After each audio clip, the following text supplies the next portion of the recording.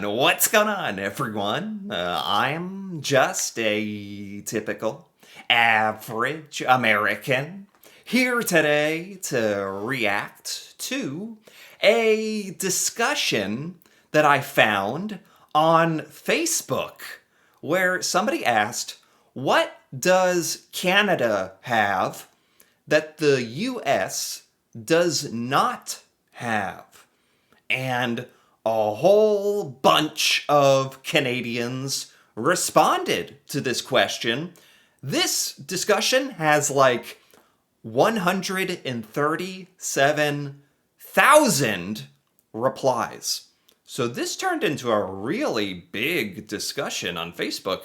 And honestly, I do think that a lot of us Americans do tend to think that we are just the greatest country. We are the best. We do everything. We have everything. So I thought it'd actually be really good and really interesting to check out this discussion talking about the things that Canada has that the US actually does not have. So let's take a look at some of these top answers, starting with three official political parties. That's true. That's very true. That's actually something I really wish the United States had. I think a lot of Americans actually wish we had more political parties. Doesn't Canada have like I thought you had like five political parties. Last I checked. I don't know how all that works exactly, but yeah, just the fact that you have more choices than two is that's a very big win for Canada. Like, it is incredibly frustrating here in the United States. It really has turned into a Democrat versus Republican country. And that's like you're one or the other, or you're an outcast. or so, and it's not fun. And politics and philosophies are much more nuanced than two schools of thought. That's all you have to pick from. It's pretty frustrating, actually. So that's a really good one. In Canada, even the common blue collar worker speaks English proficiently. Jeez. I mean, I like to think that most common Americans are at least proficient at English. What we're really saying here is that Canada has a better educational system. That's true. I don't even think I can argue that because I think literally the statistics show more people in Canada are educated and educated at a higher level. We could even get into how in Canada isn't like how much do you pay for college and university? I think it's a lot cheaper. It's more affordable. It's better. More people can get educated in Canada. Yeah. Now, as for like the common blue collar person, is the average common American person dumber than the average Canadian person? I don't know. Actually, maybe slightly. I don't know the statistics or the data on that one. But the education system certainly does sound good in Canada. That's true. Dignity. That's an interesting. This has a lot of thumbs up, too. Dignity in particular. 12,000 people liked this comment that Canada has dignity and the United States does not. What do we mean by dignity exactly? That's an interesting word. Like self respect, I think, is another way of putting it. Like, what this makes me think of is right now how the United States is acting very selfishly. That's kind of become our stance. It's like us versus the rest of the world. We're making a lot of our policy decisions based on what is best for the United States or what we think is the best might not actually be the best. Actually might be detrimental. Probably is, but that's beside the point that I'm trying to make. The United States is really just focused on how to make what's best for the US, and it doesn't matter who we hurt, it doesn't matter who we screw over, it doesn't matter what friends we make or what enemies we make. We don't seem to care about any of that. So for me, that's what I think of with when you say the word dignity, is like we've lost the dignity in that sense. Um, this also could be just referring to like Canadians who don't agree with voting Donald Trump as our president. Like we've lost self respect and dignity electing Donald Trump as president again. Maybe that's what they're getting at. Or maybe they are just in general, they think Americans, for a bunch of reasons like that, we've lost dignity. Or I don't know, you'd have to elaborate a little bit more on that. But dignity, that's a strong word to use. And I think there's certainly a bit of truth to that, even if it's hard for Americans like me to admit. Yeah. Grown-ups in charge. Okay, so we're definitely talking about like the American government. I've heard this phrasing before, in particular, like grown-ups in charge. That's actually something that Biden and Harris and the Democrats used to say a few years ago. Like the grown-ups are back in charge, and it's like, okay, that's a. I've heard that phrasing before. Safe schools. Oh wow. Um, this discussion is really hitting the sore spots. It's like you're stabbing us with the knife and twisting it. You're not pulling any punches. I don't know what other analogy or phrases to use. You're really talking about every single thing that America is kind of known for being bad at. Safe schools. Now, this, I will say, I'm sure in Canada, if we look at, again, statistics or whatever, I don't have them up pulled in front of me, but I've done a video or two learning about crime and safety statistics in Canada versus the United States. And Canada is definitely less crime. It's a lower population, but I think per capita there's also less crime. Definitely a lot less gun crime and gun violence in Canada, that's for sure. Safe schools in particular, I'll say this. Here in the United States, I never felt scared going to school. And maybe that's like me personally, a privilege that I've had growing up. I have not lived in like, I don't know, more questionable, scary, or more crime ridden areas of the United States. Because let's be honest here, there are parts of the United States that are very safe and pleasant, and there's parts of the United States that have much higher crime rates and are scary. And I think that's just true no matter what country in the world you're in, that's true. So I've been lucky to just my entire life, I've never been scared at school, ever. And I'm being honest about that. So you can live in the United States and go to school and not be worried about a shooting or something.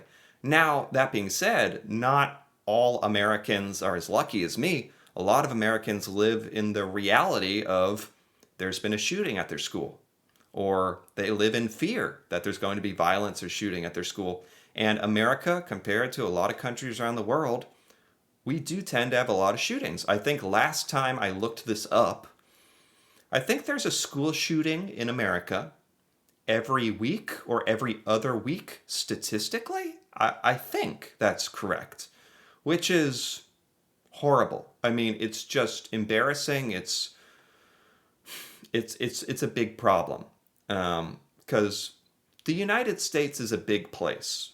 So if there's 40 shootings a year, the average American is never going to come into contact with a school shooting. But that doesn't matter. 40 a year is 40 a year, no matter how big a country we are. It's horrible. And we've obviously become kind of known for that around the world, because this isn't the first time I've seen the safe school criticism. And I always just like to say, for a lot of Americans, school feels really safe, and I never saw any violence at all. And for some Americans, it's true. It's horrifying and a lot worse than other countries. So I'd say both can be true. Uh, Canada, it's way cleaner and way less crime. I know there's less crime in Canada. Is it way cleaner? It's like you guys own more Dysons, like vacuums, or are we talking about the street? Um, or are Canadians just more like obsessed with cleaning in general? I'm guessing we're talking about like the public areas are cleaner. Again, this really just depends on where you live in the United States. I'm gonna probably end up saying that quite a bit. In America, you can live in a big city like New York City, where there's a lot of people. There's some crazy people. There's some nice people. It's kind of known for being a lot of mean people who are in a hurry. But that's just the city for you. There's more crime in cities because there's more people, and just the structure of a city is more conducive to crime happening. And it's dirtier.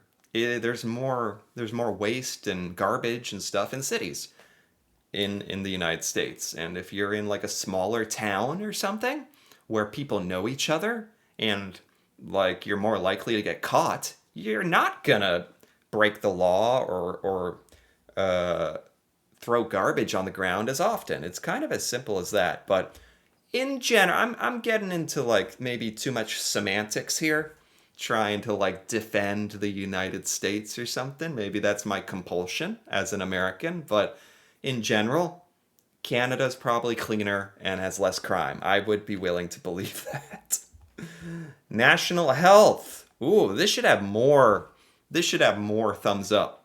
Um, Maybe because this doesn't mean as much to Canadians as like Americans. Because let me put it this way: if you're Canadian, you've grown up with this national health service, right? This publicly offered healthcare, free healthcare, even though you pay with your taxes.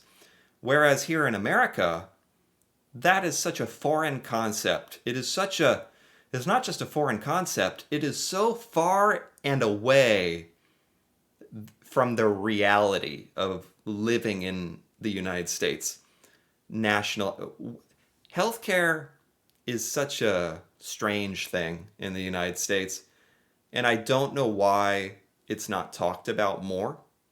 In America, I guess we've just kind of reached a point where it works. It works, I guess.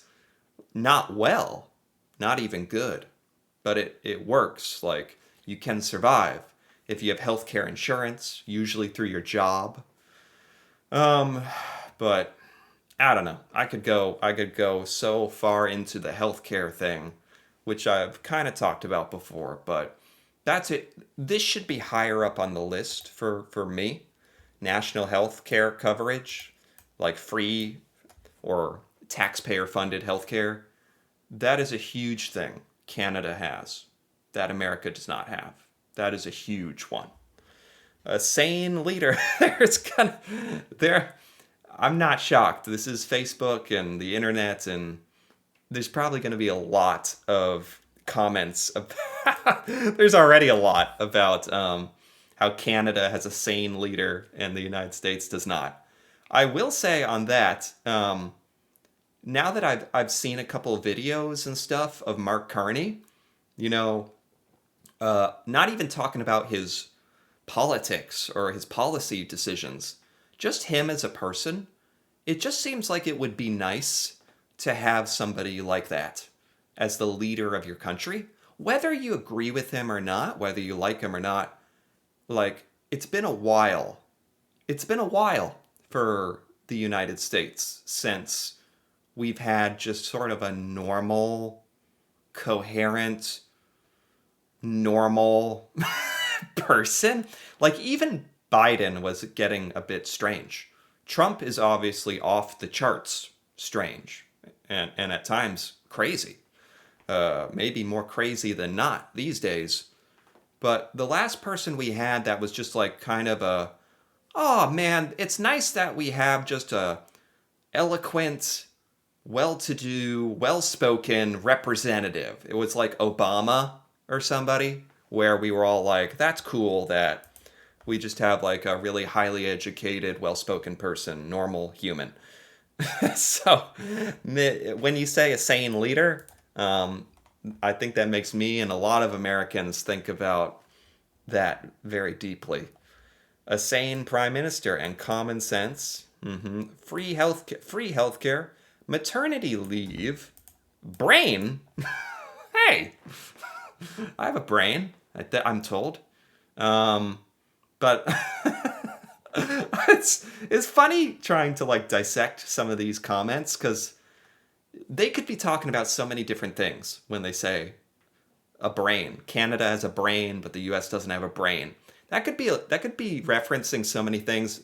The comments don't get into too much detail here, so I can only speculate so far. Maternity leave, however, that's specific and a fantastic point. I didn't know other countries treat maternity leave so differently.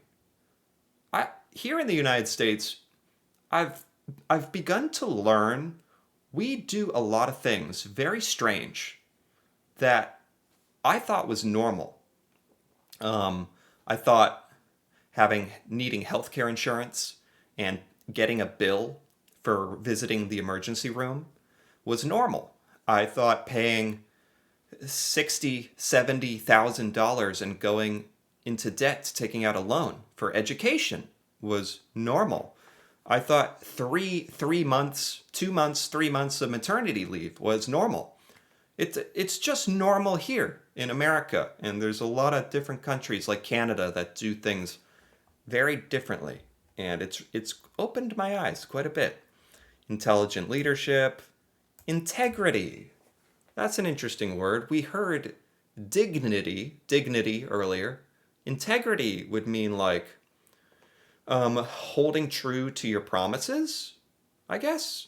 Having integrity, like standing up for what you believe in, or possibly this could just be like how America has kind of betrayed Canada's trust. We showed a lack of integrity with our relationship with Canada. Is that what you're talking about? I don't know. Low cost college, that'd be amazing. Socialized medicine, that'd be fantastic. Banff, that's like a national park. We have some national parks. I haven't really been to many, but we have some.